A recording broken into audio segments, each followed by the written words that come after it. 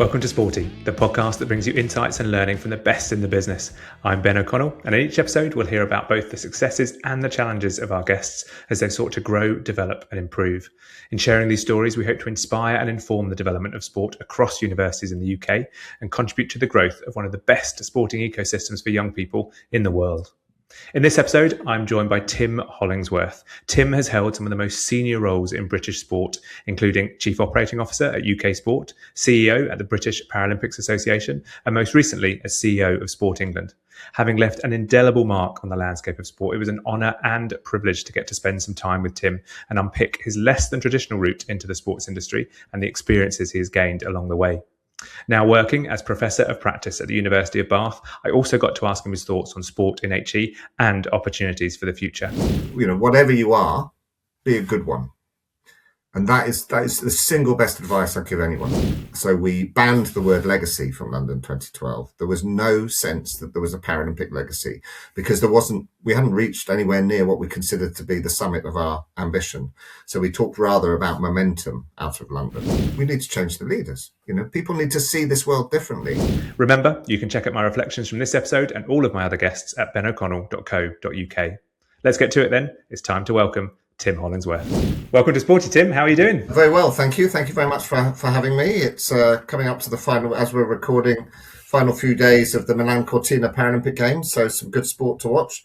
And yeah, looking forward to the conversation.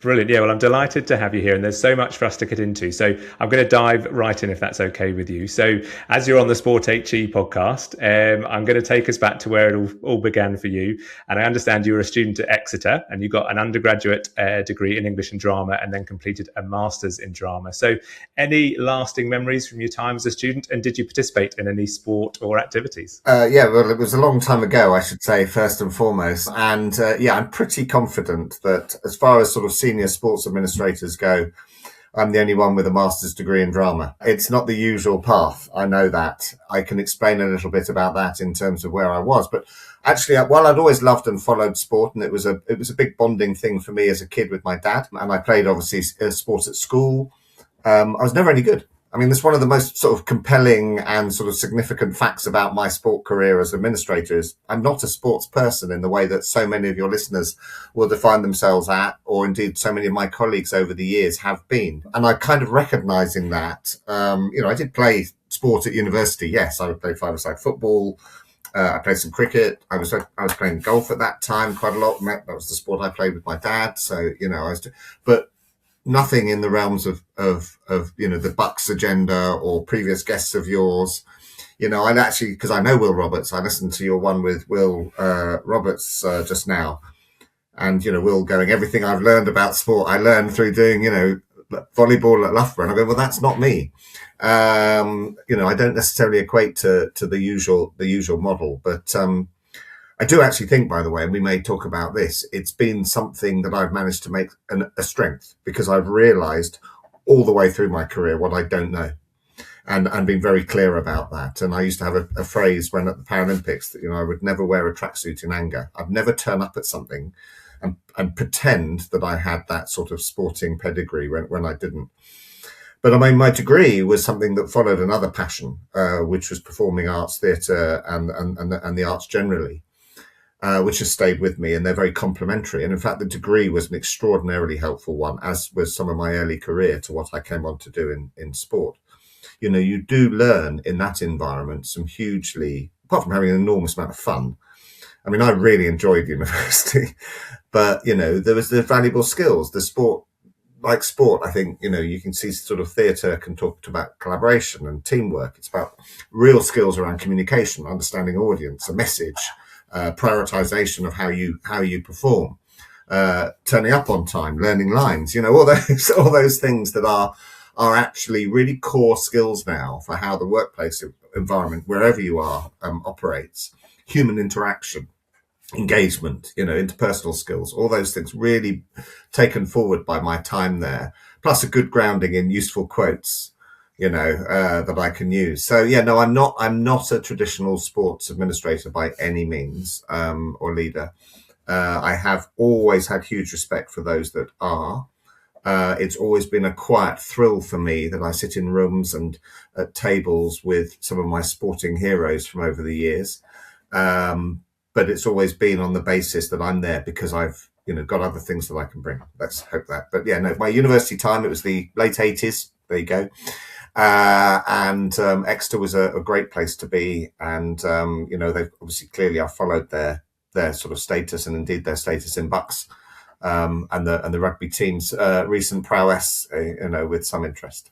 Yeah, no, brilliant. And so I'm keen to, I just want to pick on one thing. So that the grounding in drama that you talked about there, one of the things that I've spoken to other guests about is, when you are developing your career, the importance of being able to speak in public is such an important skill. So really keen from someone that's probably spoken on, world stages. What, anything you took from that grounding that you still use today?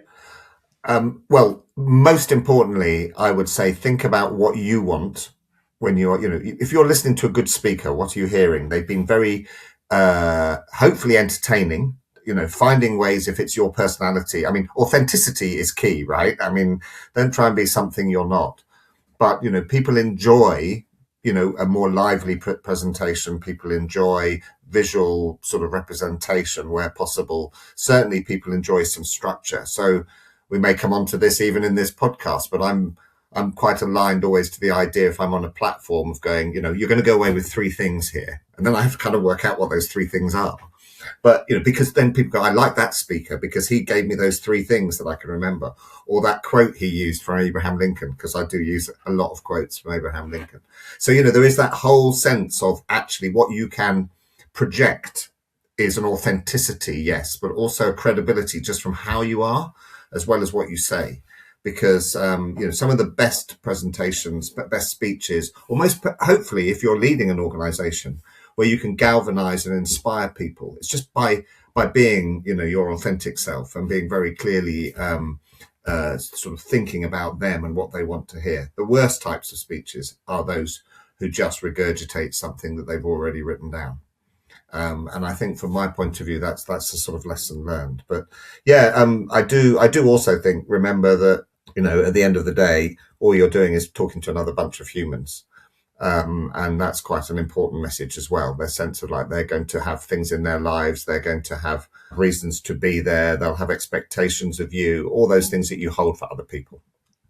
Great, and you won't be surprised to hear, but we were speaking just before we started recording about a mutual friend, colleague Ken Massa, and in my interview with him, he says exactly the same. In that, in his early career, he was very clear about being open and honest about what he didn't know, and that was a really good grounding. So fascinating to see that you've said pretty much verbatim the same as him. Also, bear in mind with that, the strength of acknowledging that is that then what you do know becomes more credible.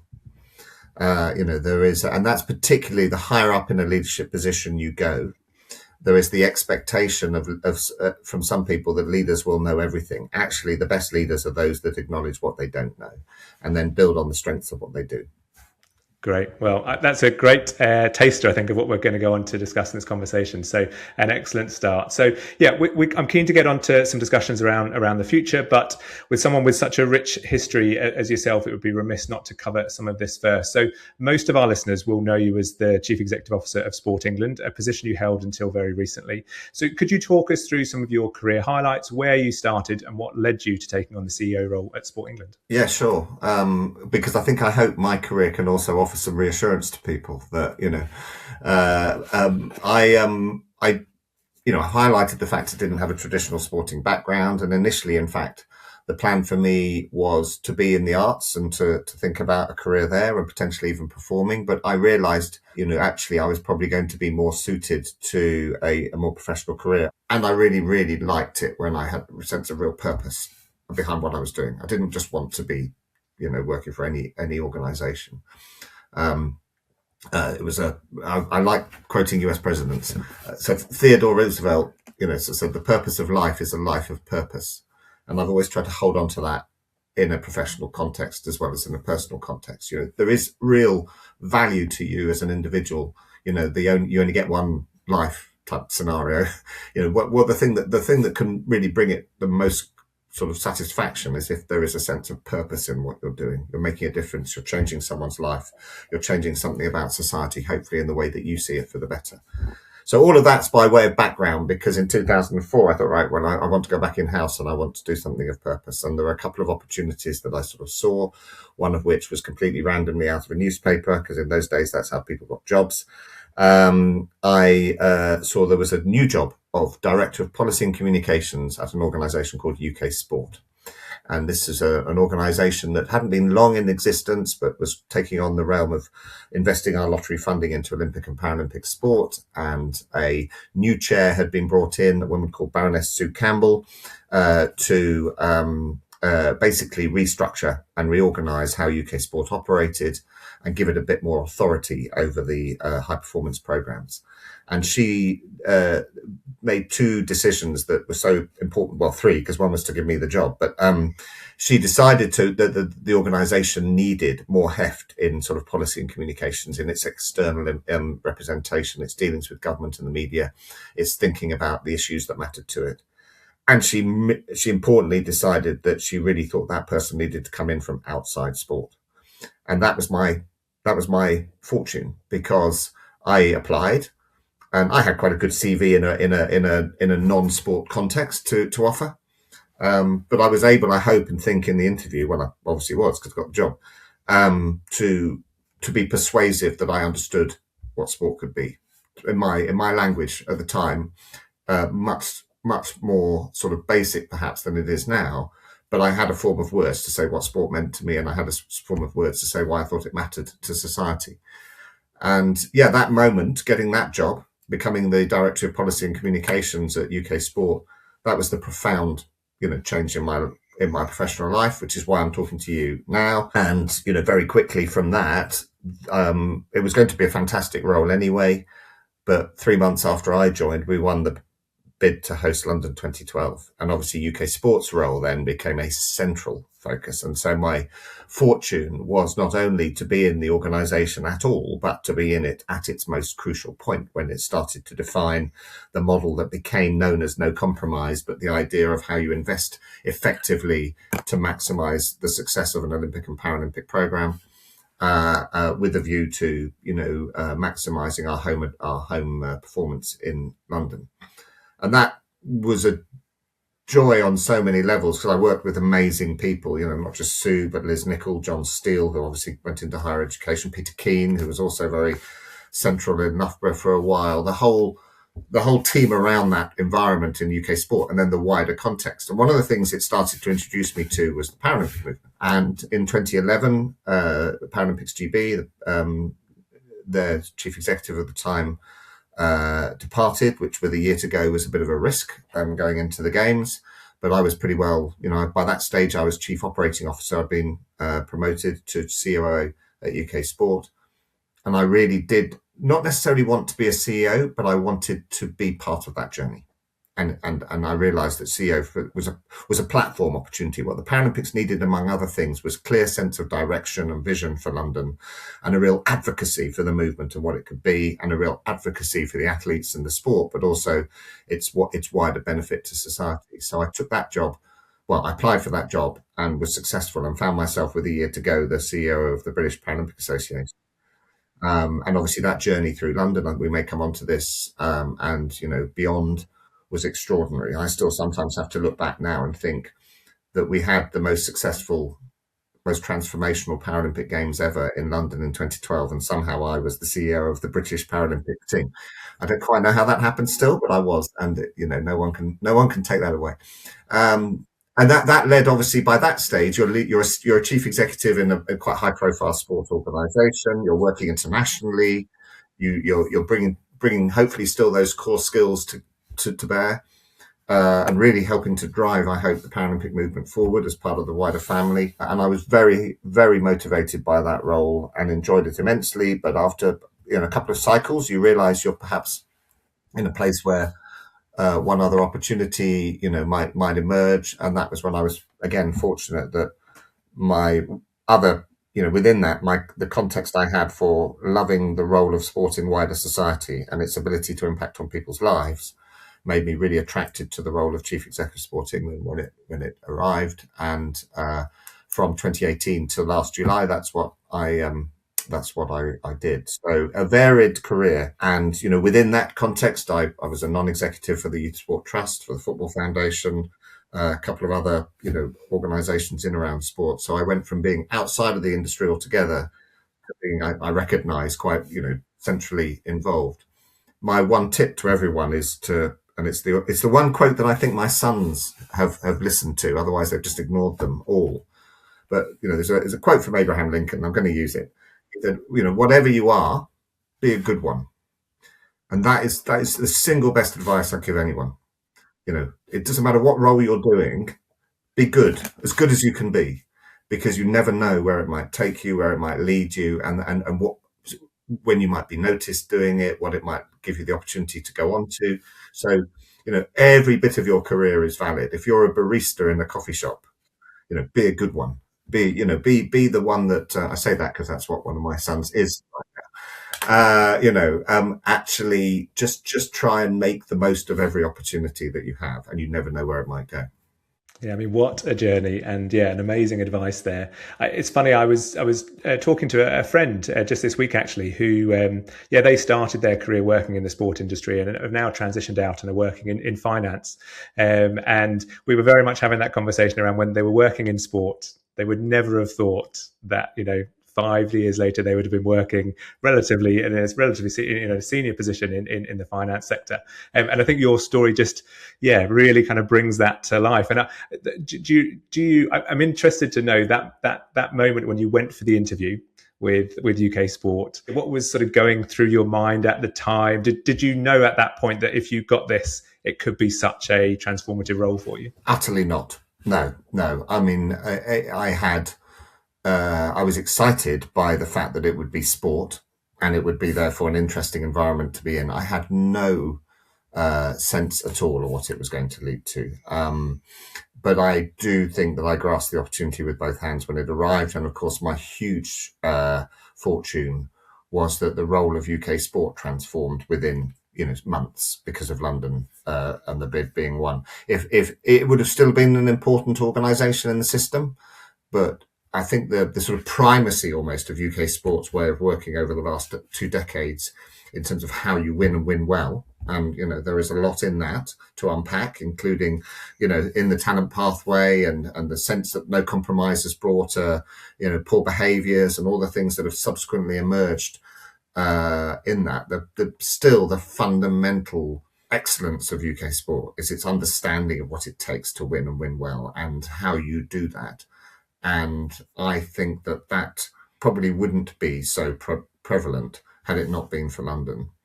And therefore, I don't know where my career would have gone.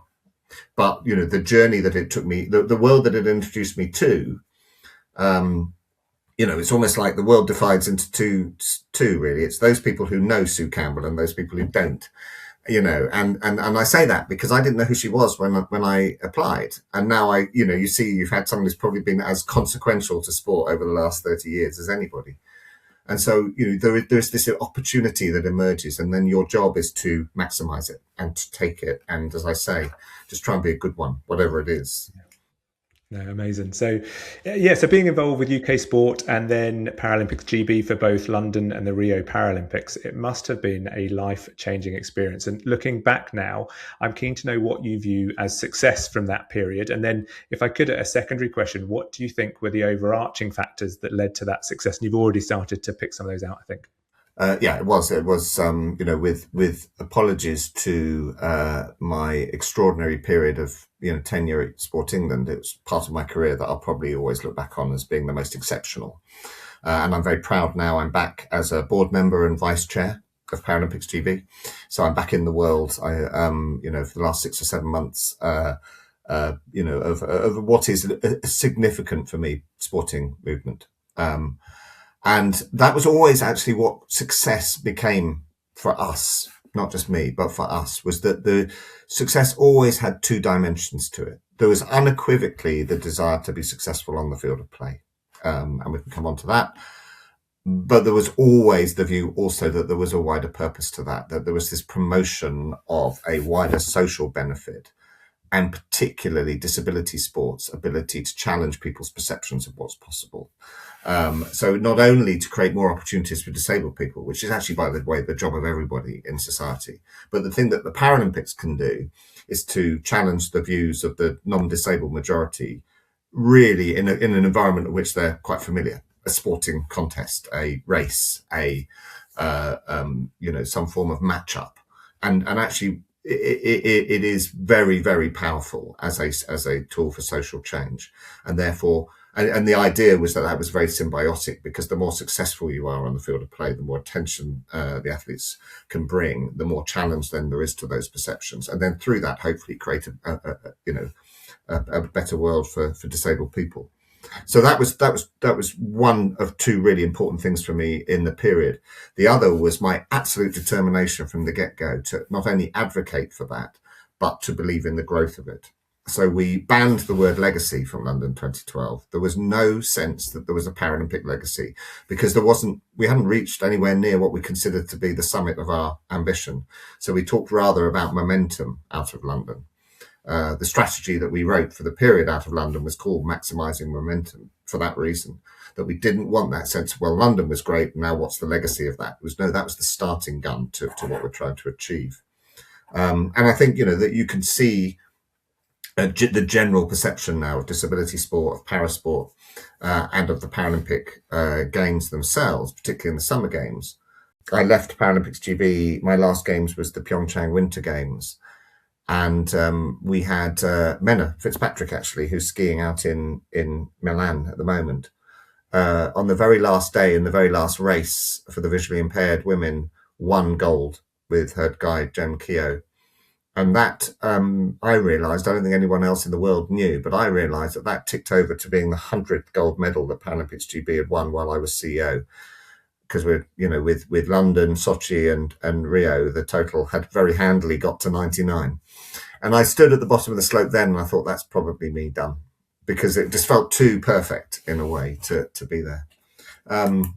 So yeah, you've asked me a quite long answer again to the question you asked, because there was so much to think about in terms of why, for me, it was such an important role to lead that, to be able to advocate for that, to give the vision. And, you asked what factors. I think knowing my strengths, as I say, so it's one of the biggest strengths is knowing your weaknesses.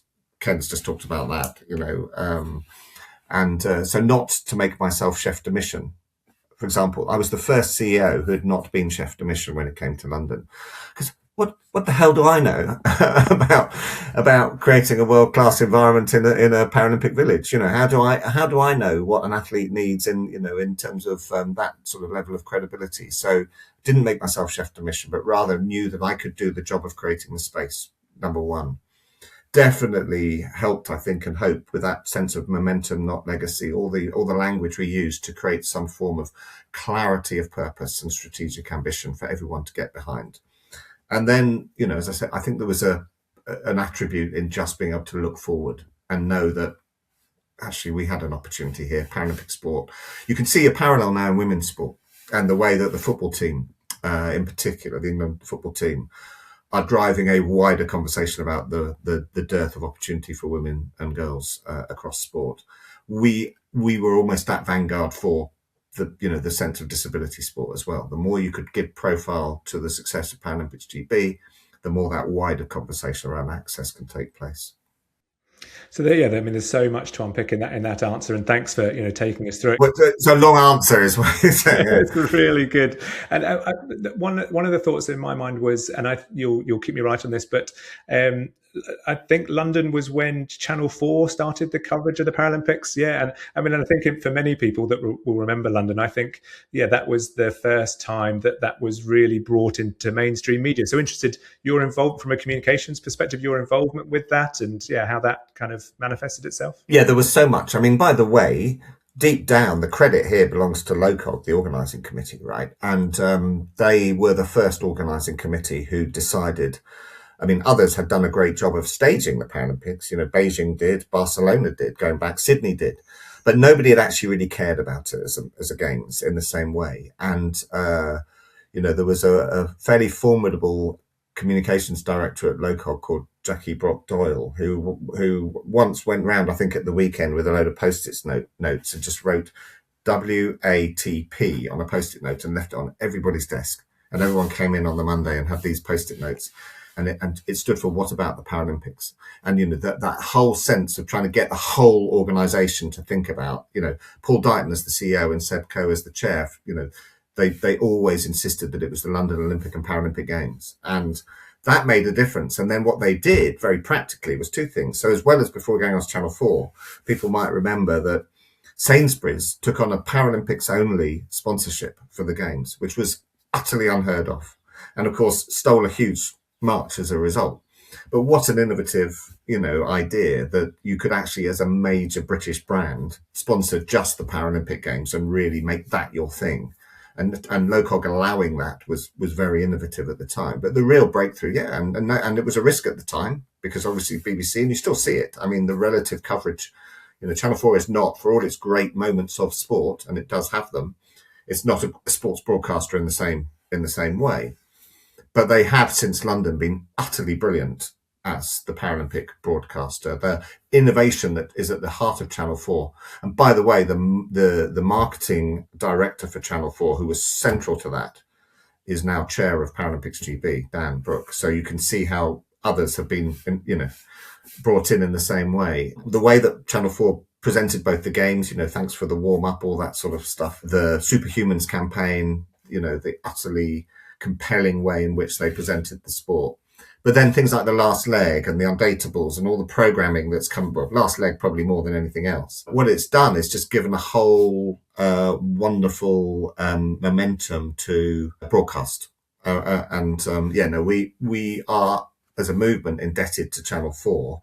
But I also think it's really helped Channel 4 because they really understand that they have a purpose now too, to their commitment to, and they've done some amazing things that people won't know about, like particularly for Rio and other summer games subsequently. They insist on all the production companies that work with them having a minimum of, I can't remember what the percentage is, but it's quite a significant percentage of their staff being disabled. And initially those companies said, well, that's not possible. And of course it is, it's entirely possible. You just actually have to look in different places for the people that you want to have work with you. I think going back to where you started talking about the importance of that purpose bit, and you said it there, that the linkage between Channel 4 and the purpose and the Paralympics, that's why that whole thing you could suggest it works so well, because it's very clear why they were involved and what they were getting into. And so we will move on. But before we move on, just one last question in this space, if I could then. So you shared with us one of your moments when you kind of won that 100th gold medal, but often, these experiences are defined by very specific moments. If you had to reflect back, are there one or two kind of moments that you think, I remember that, I remember where I was, I remember how I felt at that time? Anything you'd share with us? Well, I've got one that will come up towards the end because you've asked me about failure. At one point, I know you're going to ask me about failure. In that particular, I have also, I've had great privilege. So much of what I've spoken to you about then translates into the Sport England environment as well, right? So my journey has carried on. It's almost like we've been talking about it as a past tense thing. But everything about Sport England and how we developed strategically there was, about tackling inequality, about recognising the barriers to entry that exist for people in playing sport. And being active in their everyday lives and making that the purpose and the priority of your work. So finding individual moments then become quite selfish. It would be very easy to sort of say, well, as a result of the Sport England role, I watched an England men's team win a Cricket World Cup. I watched an England women's team win a Euros football tournament. I've been to the Wimbledon final. That would be to this audience probably there were real benefits. The generic thing in London, I was quite new to the job, and although I wasn't inexperienced, I was quite new to the job. That sort of wave just crashing over you, that sense of what was so enormous. But being on the park any one of the days, basically, and just seeing what was going on around, the sun shone for the Paralympics in London. The families that were there, the joy, the noise actually in the stadium, Johnny Peacock having to shush 80,000 people for his race, Ellie Simmons's winning her 400 meter freestyle, the roof came off because it was a neck and neck race with an American for so much of it. And sort of, those sporting, if you love sport and you have the joy and there's something very special about knowing the people involved as well. Yeah, no, amazing. So we're going to go back, just touch briefly then on your time at Sport England. So as I touched on at the start, that's probably where most of our listeners may have connections with you. So in researching for today, I know that the key strategy that was launched under in your time there was Uniting the Movement. And it was described as, and I'm going to quote it here, a radically different way of investing in community sport through system and place partners. So just if you could just give us a bit of a tour around Uniting the Movement, where it came from, why it was needed, and what it set out to do. Sure, there's big questions. But it's, I hope again to everyone that's listening to this, it's a very live strategy.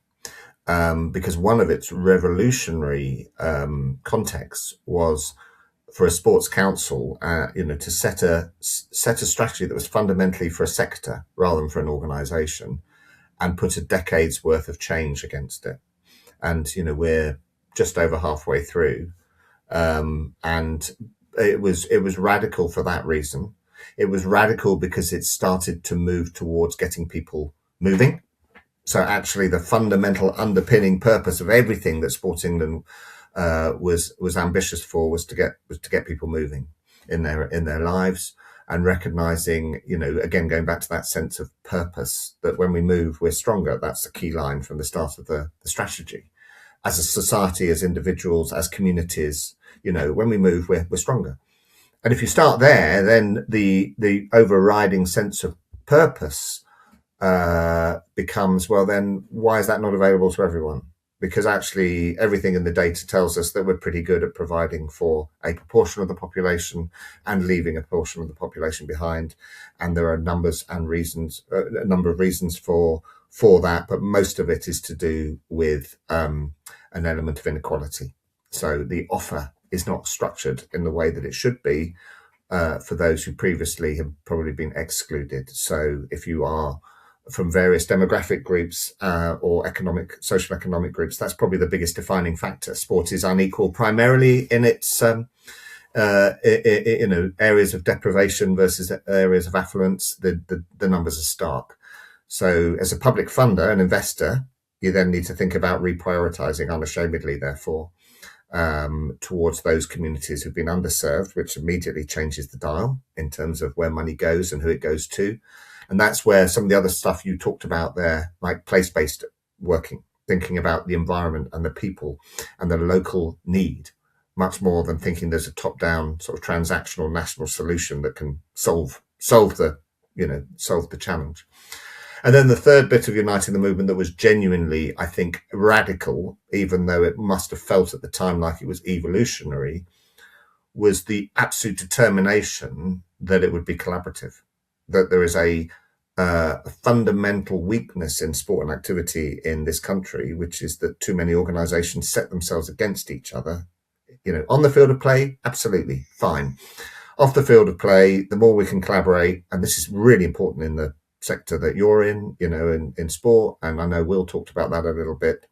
The power of collaboration, of getting people to work together, is not only about the shared resource, it's about the shared ideas, it's about the shared purpose, and getting everybody actually thinking and aligning the same way. And Uniting the Movement, I mean, the clue's in the name. The whole purpose was that there was stuff we needed to tackle, there was inequality that needed to be challenged and changed.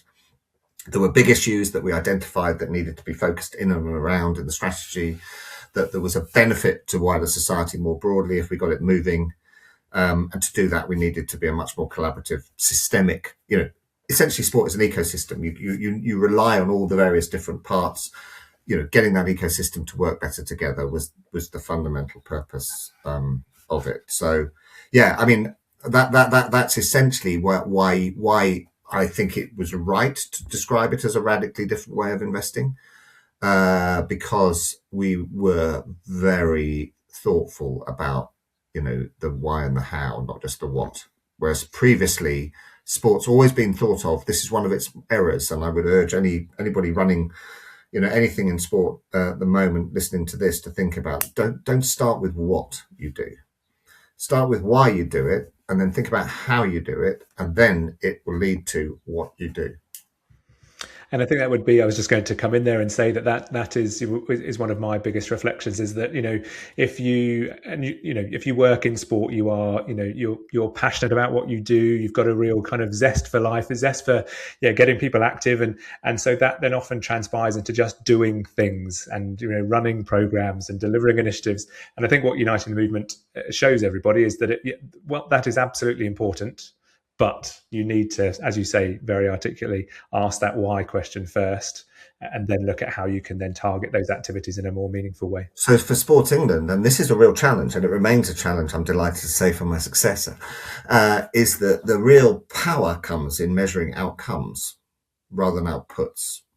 But they're much harder to find legitimate, credible, measurements for. But measure impact, measure what the difference is that you're making, rather than the number of things that you've been able to provide. And the things that you are able to provide become central when you've decided what it is you're trying to reach, not before.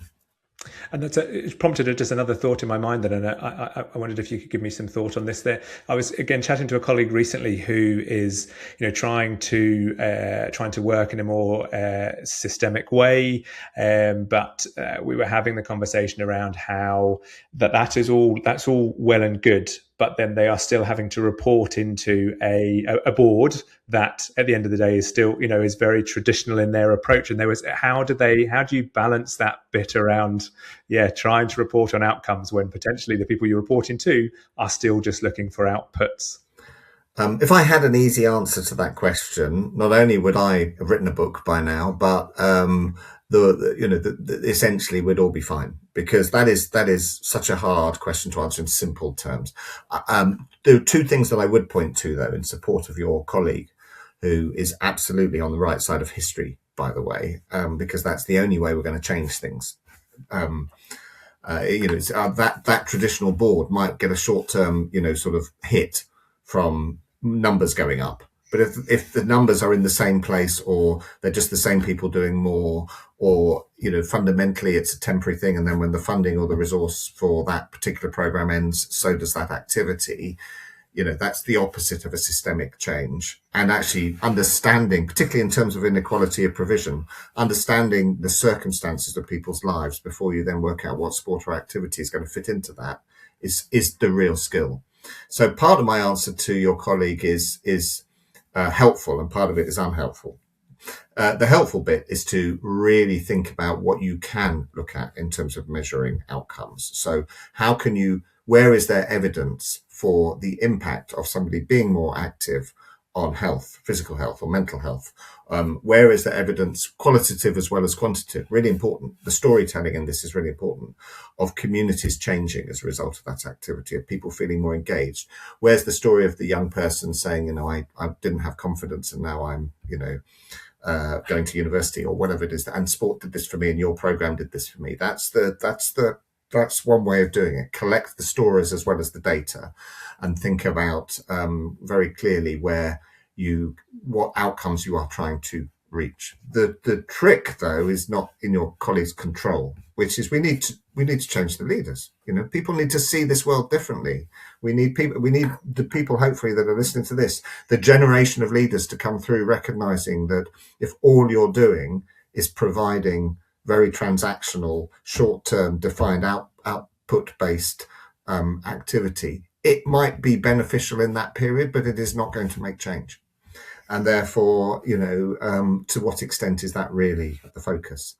Yeah, well, you made me feel a lot better, because that was very, very similar to the discussion we had. I was reflecting back around that idea that, and I've heard others talk about it, but the idea of sort of cathedral thinking, where the great architects that built the many cathedrals that we have across the world, they never lived to see the completion of those cathedrals. And that's almost the journey that we're living. We're not going to see, but we just have to believe that we are building those foundations, that the future generations will take it and run with it, and it'll be a different situation for generations. I think that's a brilliant.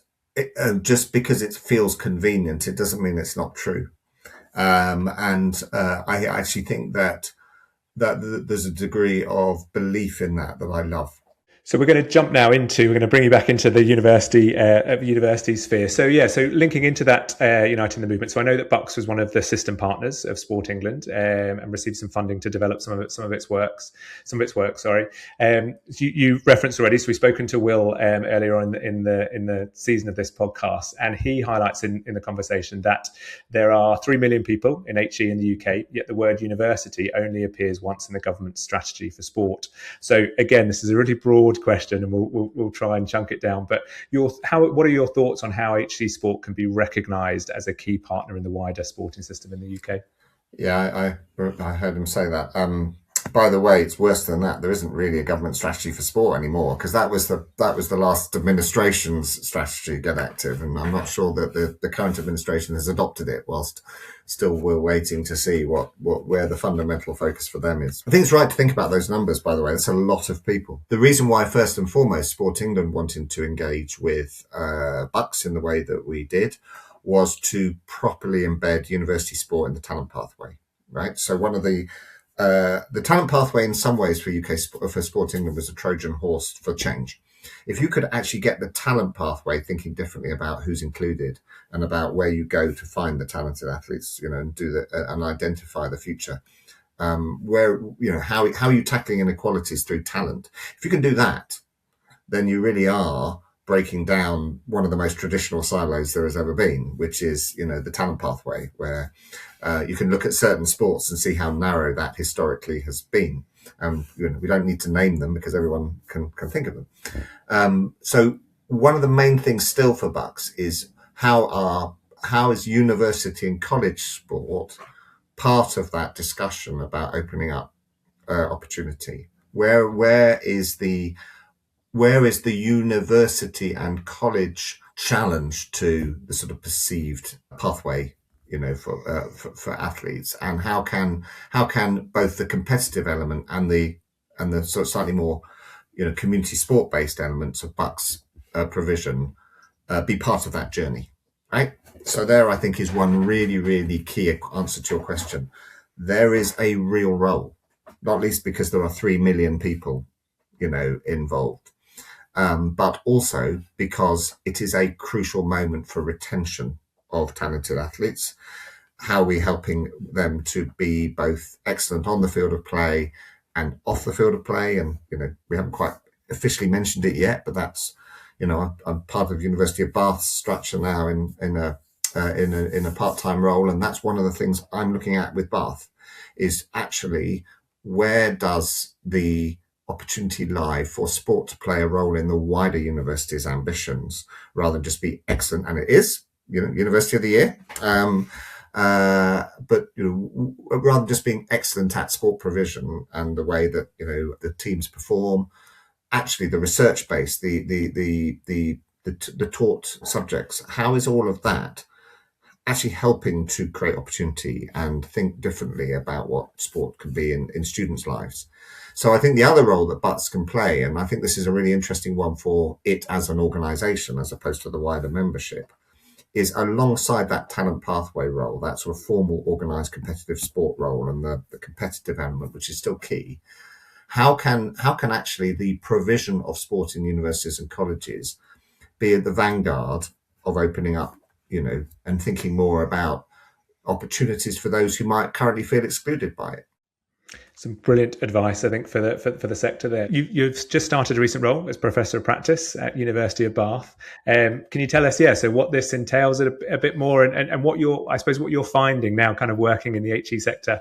Certainly. I mean, I'm thrilled to be part of it. I have to say, you said what I'm finding. I did 5 years as a counsellor for the University of Bath, and thank God, because otherwise the whole world would have been utterly bemusing, as I'm sure sport is to anyone coming in. But, it's not just acronyms, just the whole way of working. But actually, I got to know the university pretty well enough to be able to come in and also critically the sort of people within it that I needed to work. And actually the director of sport, Stephen Padley, I've known for a long time. Stephen had a great career in sport before he went to Bath. But actually the joy of the opportunity that I've got now with Bath and Bath have afforded me is I think I can do two things at once. I am involved to a degree in supporting the academic teaching and research work from a very practical point of view. There are brilliant academics within Bath who are studying in part the things that I've had some responsibility for the last 10 or 15 years. So it's quite a nice overlap conversation there to have their perspective and then for listen to mine. Obviously, similarly in talking to students and just being able to provide. I notice I say talk to, I'm not lecturing. But the main thing I'm doing is actually is at that strategic purpose point again, which is where I think that I can make the most impact for the university for the time that we're working together. Because I think every university institution is looking at what makes it special, what makes it different, and how can it define itself both domestically and internationally. And I think that sport is a great way for Bath to do that a little bit more than it is. Yeah, no, well, I mean, thanks for sharing that. I think it's really insightful and gives everybody that's listening to this, I think, a chance to pause and reflect on the work that you're doing, because I think there's definitely things to take on the importance of that piece of work that you're doing. So, okay, so we're going to move on then. So, just the last few questions to wrap up. So, could you give us? Is there a book, a podcast, or a resource that you either gifted or recommended the most to somebody, and why? I knew you did sort of let me know you're going to ask me this. It's such a hard question. I'm actually going to very quickly give you a top 3 on books and then go down to 1. All right, because Perfect. I think so for sport, and I know Matt Rogan, but it's a book called All to Play For by Matt Rogan. Matt set up Two Circles, which is one of the major sports brand agencies, and it is looking at the role that sport should play in our future society. And he sent it to me a few years ago when he wrote it. I really liked it. I'm biased because I've worked with Catherine Baker, and she's an excellent sort of coach and mentor, but she wrote a book called Staying the Distance. So Matt's book is more about the sports sector. Catherine's book is about lessons from sport that you can take into business. And she, like me, loves a quote, so it's full of quotes. But I genuinely, thought. I mean, there's a quote from me on the back saying what a good book it is. But I genuinely think that that's worth a read. But the one book that I would recommend goes to the heart of everything we've spoken about, and it's got nothing to do with sports at all. And it's a book called Poverty Safari by a man called Darren McGarvey. I've got it here, quite well thumbed. And the reason I want to highlight this book is I would recommend anybody who is thinking about the role of what they do in society and reaching people and affecting change, because it talks very viscerally, actually, about this thing, particularly about the state outside of Glasgow where he grew up, of just a failure over decades of organisations who are well-meaning to actually understand the communities that they're trying to reach, and therefore making no change to those communities at all, and recognising everything that United the Movement was trying to address. That sense that unless you do turn the telescope around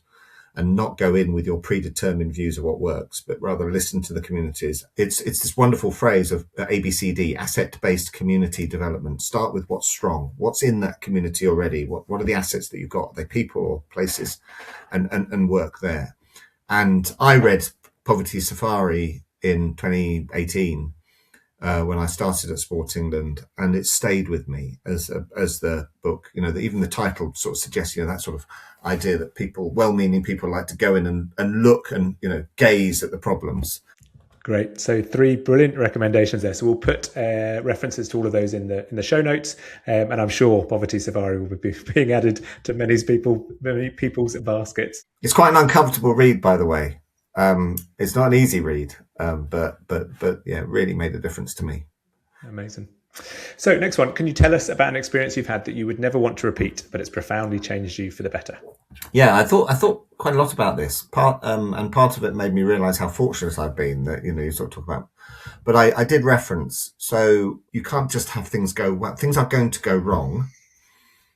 And actually your job is to respond to that in a way that doesn't deflect from the purpose of what you're trying to do. Now, I won't go into too much detail, but mid-cycle between London and Rio, I would say that I had a moment when I realised, partly because of an outgoing finance director, that the projection of the income the projection of our budgeting through to the Rio cycle, having had the comfort blanket of London 4 years previously, was out of kilter with reality. That was terrifying, because I realised then that everything that superficially was going brilliantly was at risk as a result of what could turn. It wasn't immediate. It wasn't like it was, in the very, very short term, but unless things shifted and changed. And, we looked really hard at our ambition for the games, but also what else we were trying to do and how we were going to generate income. I would never want to necessarily repeat the experience of that moment. And of course, can I just point out, listener, that we sorted it and everything was fine, and the BPA goes from strength to strength, and there was no, but it wasn't existential in that sense. But it really changed me for the better, because it made me realise, if I hadn't before, that this job was that the accountability for the organisation is profoundly yours as the chief executive, and that you have no choice but to make that your priority if you think you're going to succeed. So yeah, I learned a lot from that moment. Yeah, I mean, that is a great answer. But I'm sure, colleagues and people that will be listening to this will resonate a lot with that. So thanks so much for sharing that, Tim. Okay, is there anything you've changed your mind about recently? Do you know, I think the answer to that, if I'm honest, is the opposite.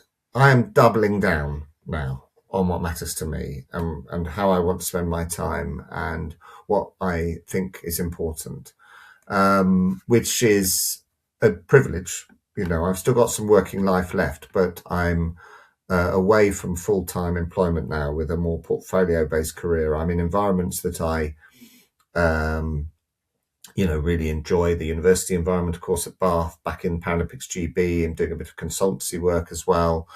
And, looking across the things now, I'm not sure that I'm so much changed my mind as decided on what matters to me, and how I want to spend my time, and what difference I want to make.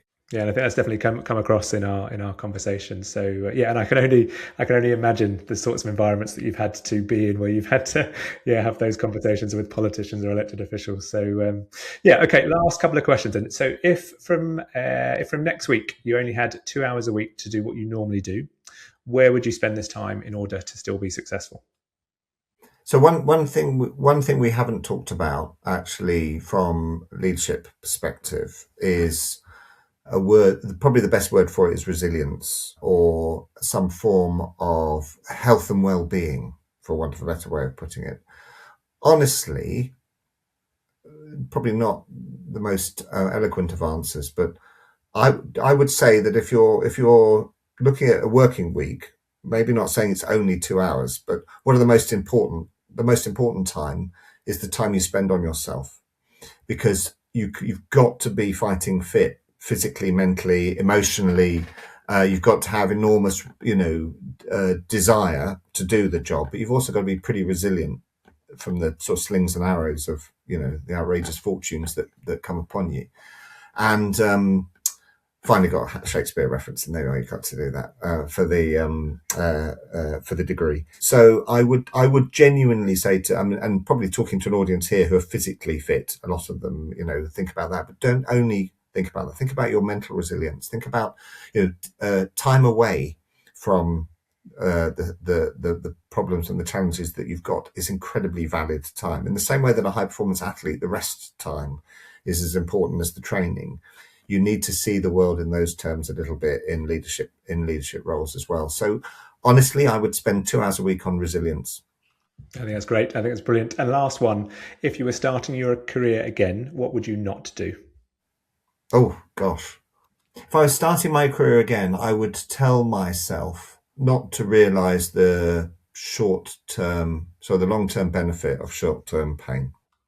What a way to finish. Thank you so much, Tim, for spending some time with us this morning. I could have talked to you for another hour, but the good news is for people in the sector is that I do know that you are going to be speaking at Bucks Conference, which is coming up in the summer. So people will get another chance to hear from you, which will be brilliant. Thank you very much, Ben, for the opportunity. I've really enjoyed it. Thank you.